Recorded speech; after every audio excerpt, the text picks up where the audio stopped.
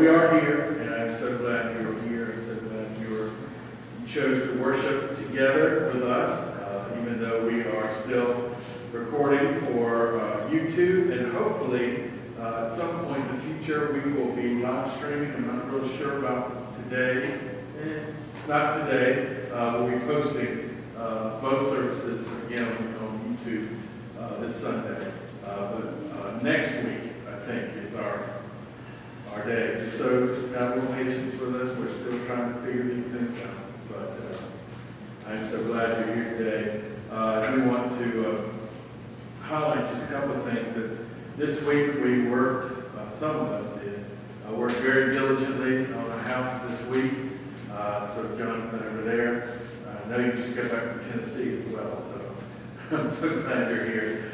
But it's about 20 or so, I guess, adults and youth worked on a house this week. We weren't able to do Salkehatchie, but we were able to work together. We took off all our precautions, and we kept our social distancing as best we could. But now we have a house that is much better improved at the end of this week than it was at the beginning of last week, something like that. Anyway, I just want to keep those people and the homeowner in your prayers, the youth and the adults, because I know this week is a week of being sore and really tired. It takes me a long time to get over a week of house rehab, and I didn't even work every day, so just keep them in your prayers.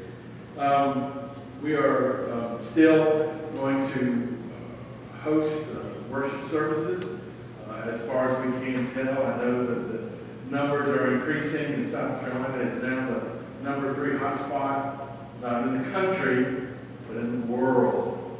So we're still watching those numbers, and we want to continue to pray for those who are being affected, whether you're on the infected side or whether you're on the hospital side working in there. We just want to keep them in our prayers. Do we have any other announcements today? I know there's not a whole lot going on as the summer goes in. Yes, Ryan? No NYF, I will be back there next week. Yes, no NYF tonight, but we will meet next week. I want to read to you as we continue our worship service, a passage from Psalm 25, verses 4 and 5. The psalmist says, "Show me your ways, O Lord. Teach me your paths. Guide me in your truth and teach me. For you are God, my Savior, and my hope is in you all day long." Our hope certainly is with God as we're facing so many things today. And this is going into our 5th month of isolation and just being tired of this whole thing. And yet we're still in the midst of it. So we have to lean in closer to God. God is our hope that we will get through this and we will be a stronger church together. So let's just keep that in our minds as we remember God is our hope. So let us worship God together. Please stand together with us for Everlasting God. The words will be on the screen, and this is certainly a song that reminds us that our strength is found in the Lord, and that we are called at times to wait upon Him.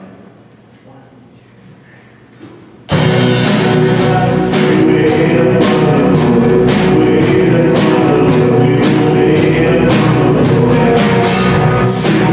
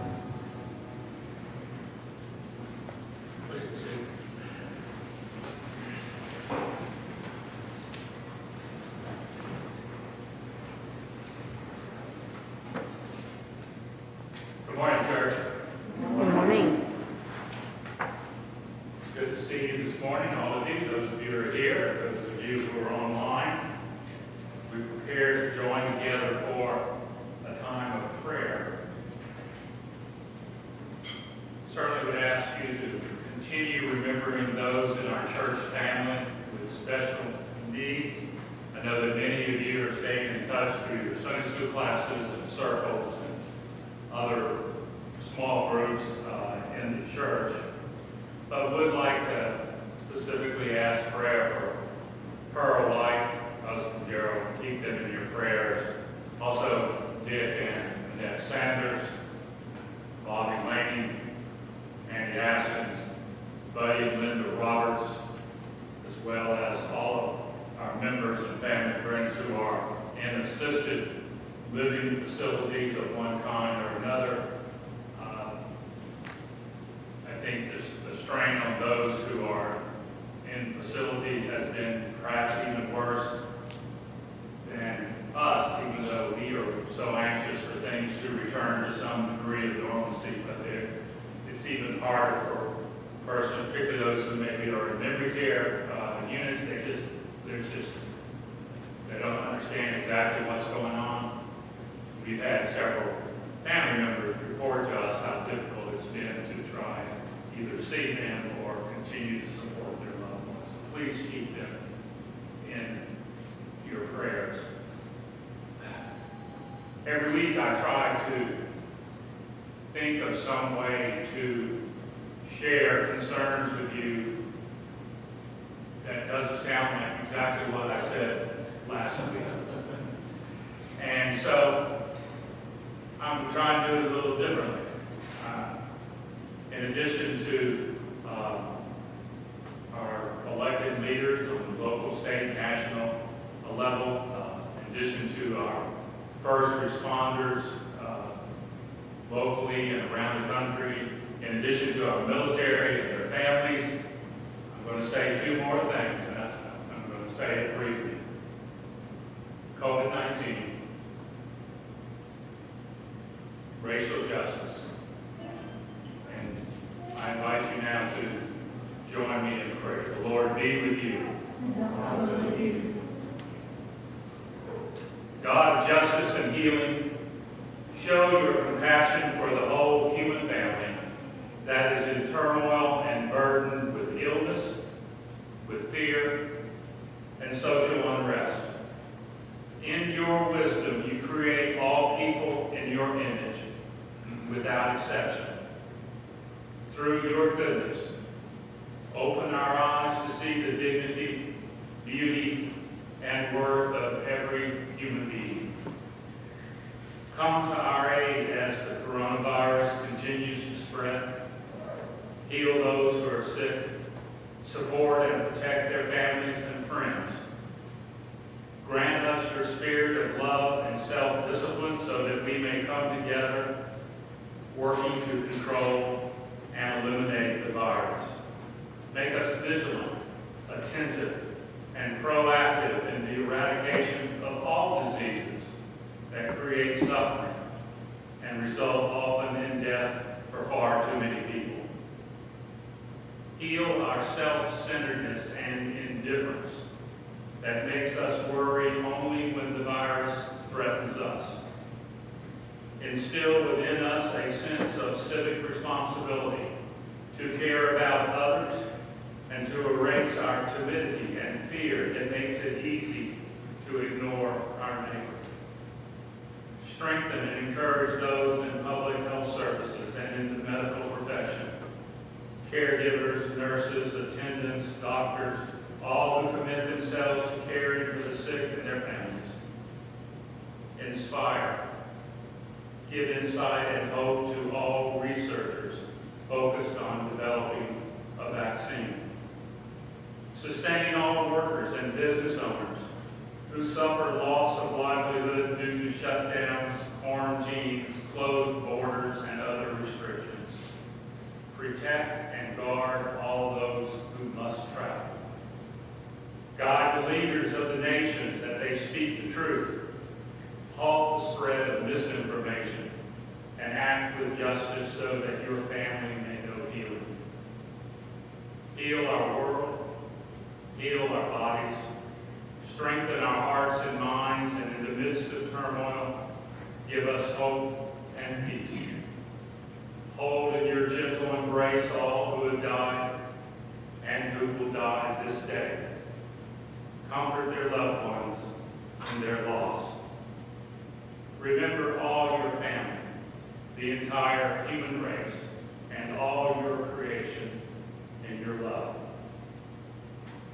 Also, open our ears to hear the cries of those wounded by racial discrimination and their passionate appeals for change.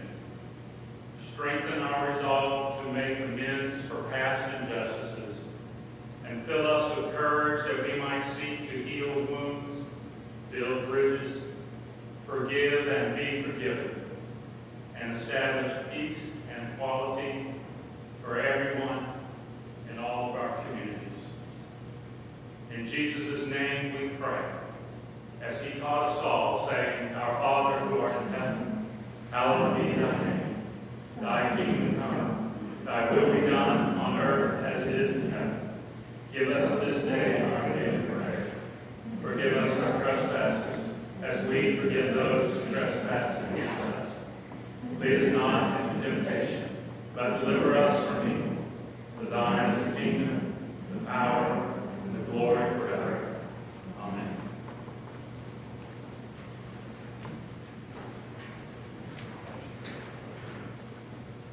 Together with us again as we continue our worship.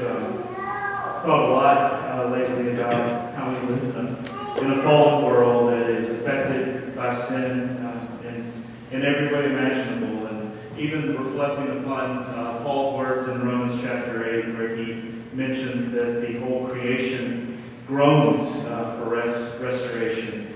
And it's hard to bear sometimes, but it's a result of sin in the world. And as God's kingdom in the world, we just need to speak light and truth into that. Let's stand together at the foot of the cross.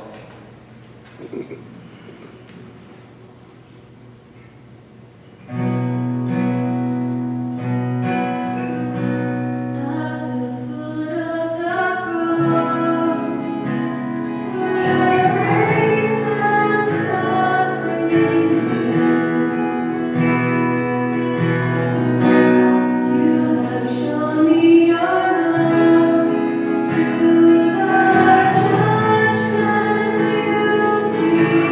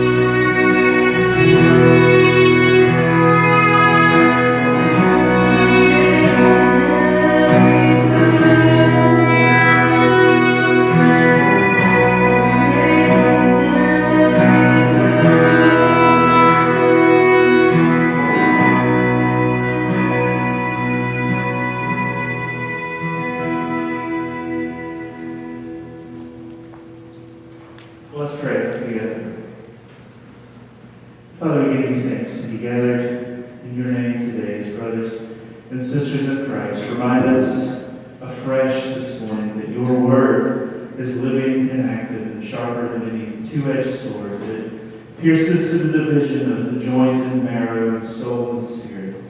And rather than stand in judgment over it, Lord, we are all laid bare underneath this authority, for it searches us, Lord. Help us to be sensitive to it and find us today, we pray in Christ's name. Amen. Please be seated if you're not.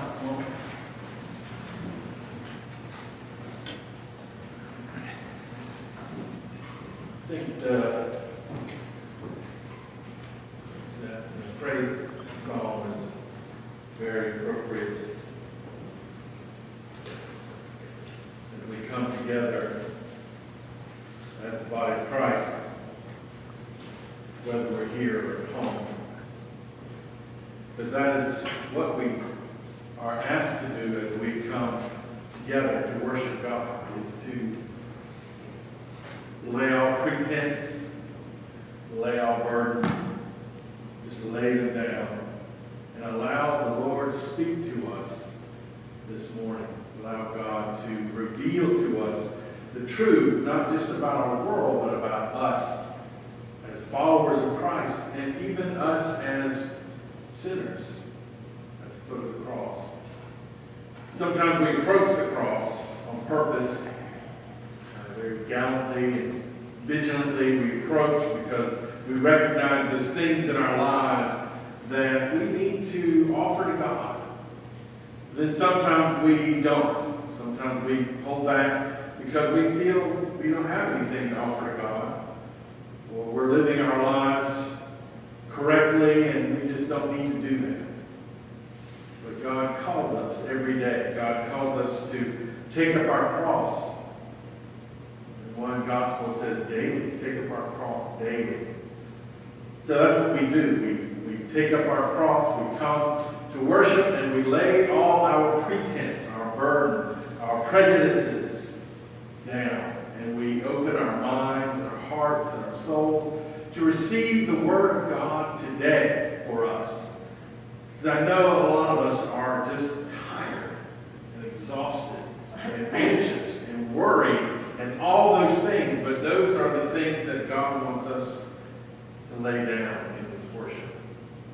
And I just hope and pray that we find that Word of God, that word of instruction, encouragement, conviction, as we come together to really show our true nature, our true selves, so that God can work within us. God works within us through His Word as we expound upon it this morning, and I'm very excited because this is what we're going to study for the next 4 weeks, is this one parable of the seed and the sower and all the soils. Quite often we approach this parable thinking about them. What kind of soil are they? What kind of seeds will be planted in those lives that need God?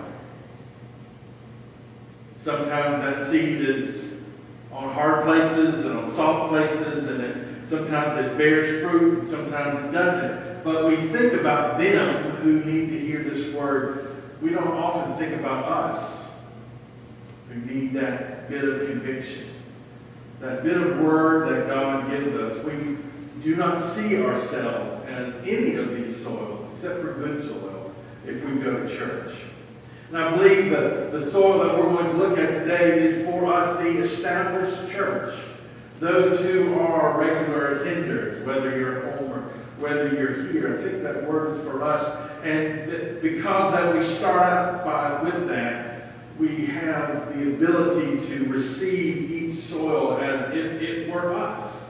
As if it were me, so that I can allow the Spirit to work within me, to eliminate those things that keep me from God. I'm reading the parable of the sower out of the book of Matthew, and it's in Mark and Luke as well. If you want to do some comparison, if you're a nerd like me, you can do that. But I want to read out of Matthew's Gospel. This is chapter 13. And what I'm going to do today, I'm not going to read the entire parable. I'm going to break it up into different chunks over the next 4 weeks. And today we're going to talk about the first soil. This is one of the few parables, if not the only parable, I know there's one other, that Jesus talks in parables. He teaches in parables so that people can get that mental image in their mind. If you imagine the audience listening to Jesus teach, and he's trying to figure out how can I get the gospel in their brains. Well, let me tell you a story. Quite often we as pastors succeed or fail in our storytelling. But the master, Jesus, is the master storyteller. He's able to look in the heart of the audience and find that mental image, that picture that he can plant into their brains and plant into their hearts. And a lot of them are agricultural because it was an agricultural time. So he tells the story. He's trying to figure out how we can receive the gospel, and how the audience can receive the story, and how they can let that gospel penetrate their hearts. So he tells this parable. I'm going to read chapter 13, and I'm going to read 1 through 4, and then skip over to 18 and 19, because this is one of the few parables, again, that has the answer, has the interpretation. Quite often the parables make us interpret, make us see ourselves. But this one, the disciples were a little confused. Jesus felt compelled to give them. All right, here's what I'm talking about. So here's chapter 13, 1 through 4, and then 18 through 19. This is the word of God. The same day, Jesus went out of the house and sat by the lake. Such large crowds gathered around him that he had to get into a boat and sat in it, while all the people stood on the shore. Then he told them many things in parables, saying, a farmer went out to sow his seed. As he was scattering the seed, some fell along the path. The birds came out and ate it up. And then over to verse 18. Listen then to what the parable of the sower means. When anyone hears the message about the kingdom and does not understand it, the evil one comes and snatches it away, what was sown in his heart. This is the seed sown along the path. The word of God for us, the people of God. Thanks be to Thanks be to God. God. Let us pray. Most holy God, let the words of my mouth and the meditation of all our hearts find acceptance in your sight. For you, holy God, you are our strength and you are our Redeemer. And it is in your name that we pray. Amen. I had a hard time titling this week's sermon because this is the seed that's scattered along the path, and I wanted to title it The Path.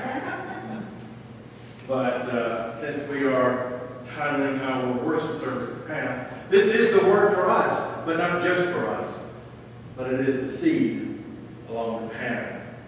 Verse 18 says, when anyone hears the message about the kingdom and does not understand it, the evil one comes and snatches away what was sown in his heart. We have to see this. We have to put ourselves in the audience's place when Jesus is revealing this parable. And what they're seeing in their mind is a way to grow crops. And at first reading, you would think that this sower is very irresponsible, just taking seeds and scattering anywhere, not doing anything about the soil, just hoping that things plant. But the way agriculture was in those days, it was very intentional. They would remove rocks and all of the bad places that would not allow seed to take purchase. They would do it the best they can, and they would do it in furrows like we do it today. But then they didn't have the machinery that we had, so they had to establish a path that went through that. And that path was pretty hard because people would walk in it. And as the farmer or the sower would walk down this path, He would scatter the seeds like that, not necessarily willy-nilly, but somewhat willy-nilly. He would just kind of go down the path and feed the earth these seeds. He couldn't predict where the seed would fall. He couldn't predict where the seed would find purchase. Just know that this was good seed, and there's good soil out there. But you know, this seed is very durable, and the seed can find purchase in the weirdest places.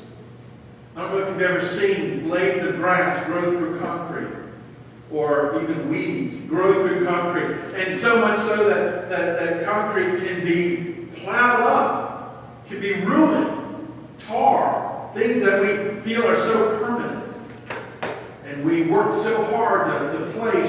If there's seed that penetrates that, it can grow. So this is good seed.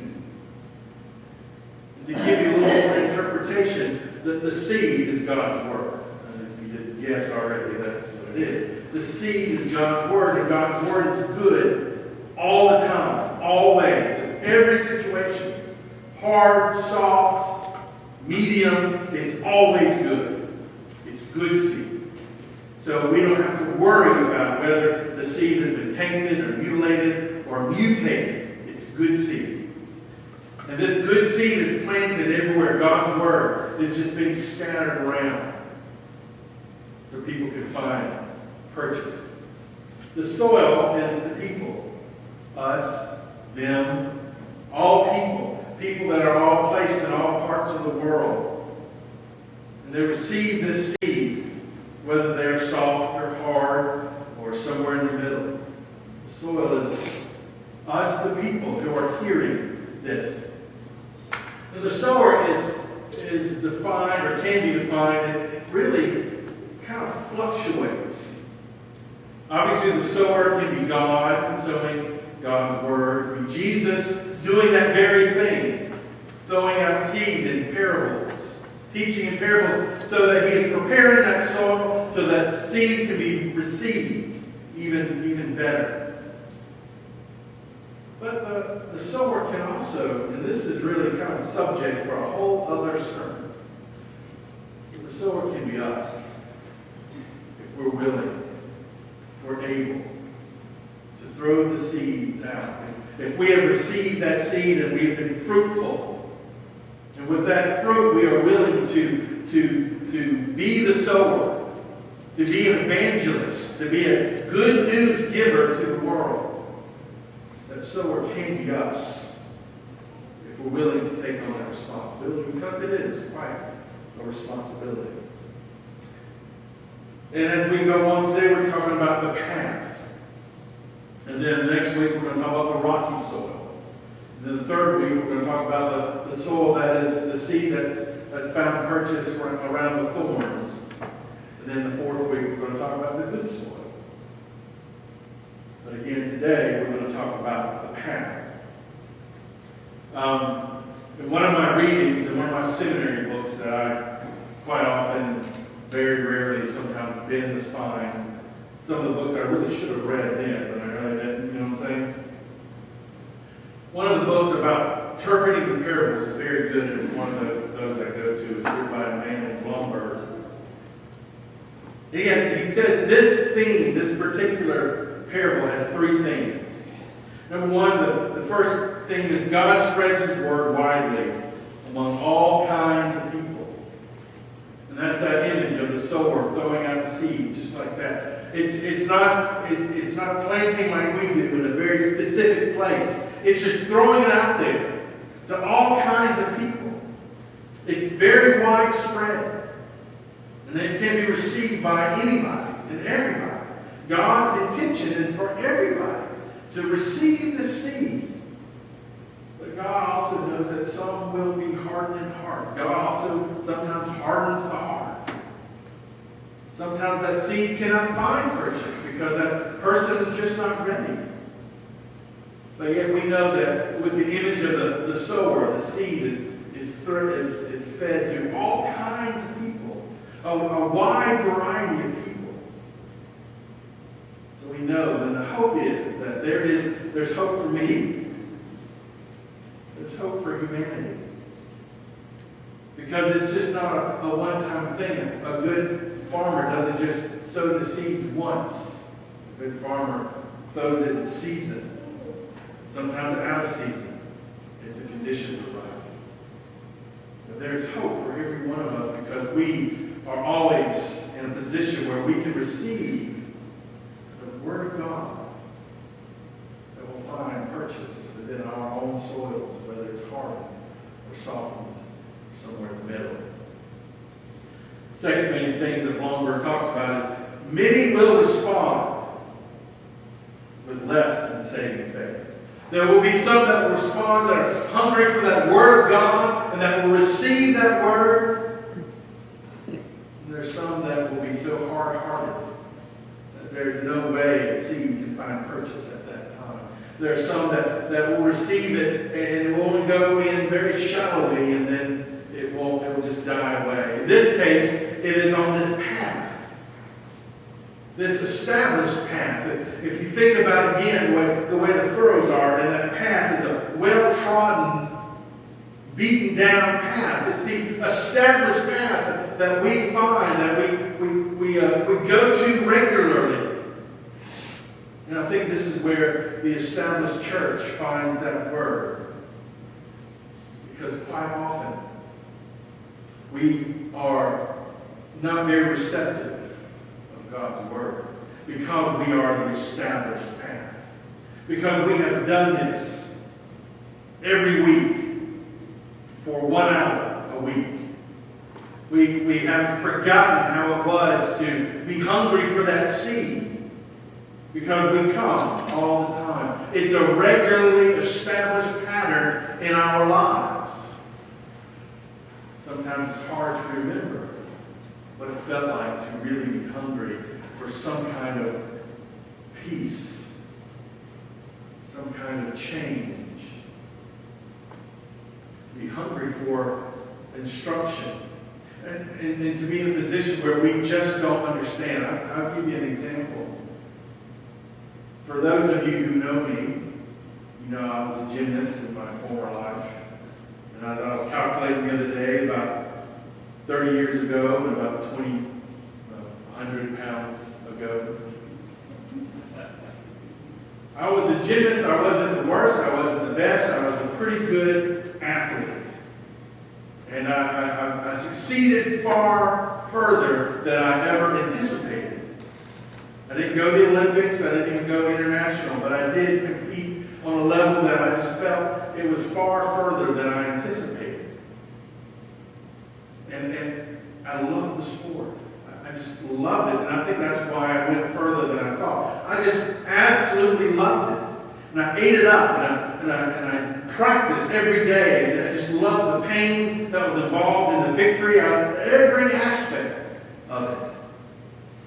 Now, you would think that that would make me a really good teacher or a coach because of the love of the game.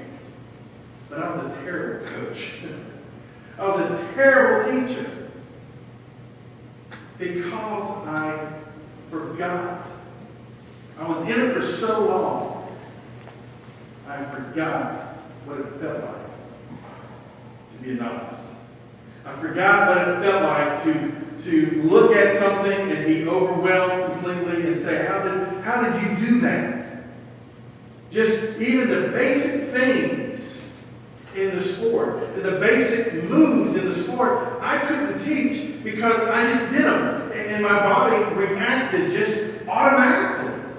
And I couldn't understand why this young kid couldn't do the same thing. It's just, you just do it. That was my coaching technique. Just do it. Nike would have been proud. Yeah, I forgot what it was to be hungry because it had been so long since that time. I think the established church can be the same way. We have forgotten how it is to be hungry. We've forgotten what it's like to be out in the world searching for answers, or at least searching for a place to lay down and to rest. Searching for salvation, searching for something. We have forgotten what it is to be out in the community. We have forgotten how it is to be new. And so for the established church, we are the established path. And sometimes the Word of God can land in front of us, and we don't recognize the beauty of it. And if we don't recognize the beauty of the Word of God, that's Satan's time to come swooping up, take that joy away from us, because we don't grab it for ourselves. We don't see it as it is. We don't see it as something that we need, because we have everything we need. We forgot what it meant to be hungry. Satan's always hungry to snatch up joy, to snatch up that Word of God. Satan's always hungry to take that away from us so that we can remain hard-hearted. The established church, us, needs to remember what it feels like to be hungry. Because the third theme that Blomberg talks about is the only legitimate response to the Word of God. The only legitimate response when that Word falls in front of us, that we have to decide what we're going to do with it. Allow it to penetrate our hearts, or just let it sit there and be taken away from us. Our only response is obedience. To hear that Word and obey that Word. Whether it's a Word that encourages us and gives us strength, some of the Psalms, some of the parables, the epistles, the Old Testament history, all that things, we obey it. If it gives us encouragement to allow us to move on, or whether it gives us conviction. Now, see, that's when we don't really want to obey the Word of God, when it really convicts us. When it tells us we're not exactly where we need to be in our relationship with God and with each other. And when it convicts us, that's when our heart becomes the established path. I go to church and that's enough. I go to church every Sunday and that's enough. I'm there when the doors are open every time and that's enough. That's not enough. Because that thought hardens our hearts. It does not allow us to obey that Word of God. That softens, that breaks, that grows. But not only our only response is to obey, but our only response, our only legitimate response is to persevere. Not just to obey today, but to obey tomorrow, the next day, the next day. To let that Word of God be fresh and new in our hearts every day. To persevere when things are tough, when things are great, when things are tough, when they're tougher. You know, like almost 4.5 months ago, we were just ready to say, okay, we're gonna hunker down for at least 2 months, and then it'll be over. And then the third month came in, and things aren't as fun and as exciting as they were. We want to do the things that we've always wanted to do, but we must persevere. Not only through this COVID infection, but we must persevere with the infection that sometimes gains ground in our hearts, that hardens us. We must persevere through that hard time. Our response to that word is perseverance. So as we read, as we study this parable for the next 4 weeks, starting this week, going 3 or 4 weeks, the question I would like for you to ask as you live your life, and as you think about where you are, what soil you are, established path, rocky place, thorny place, with good soil. What kind of soil am I right now? What kind of soil am I? Am I going to receive it, let it grow within me? Or I'm just going to reject it, look at it, nice seed, but let it go? What kind of soil am I today? The other question is, if I am fruitful, if I do receive that, am I willing to play a role as the sower of the kingdom of God? If I were to receive that and I have been fruitful, am I willing to share that as a sower, as a servant of the kingdom of God? Let this parable be a good study to let you identify where you are. And let the established church not find itself so hard and fast in its own way that we can't receive a new word from an ancient book, a new word from a God who's everlasting. Let us be willing to receive that even in this established church. Let us pray. Holy God, we do thank you for your word, for your holy word. We thank you for your examples of all the characters in history, good and bad. We thank you for your influence, for encouraging us as well as convicting us, so that we may grow and be fruitful for the kingdom of God. Bless us this morning, for it is in your name that we pray. Let's stand together for our closing song. Scott, I'm reminded that the grass withers and the flower fades, but the word of the Lord remains forever. We are most grateful for the grace that he has shown us. For we have not earned anything. If anything, we are in a negative position before a holy God, but yet he shows us grace in his favor toward us. Let's sing together, your grace abides.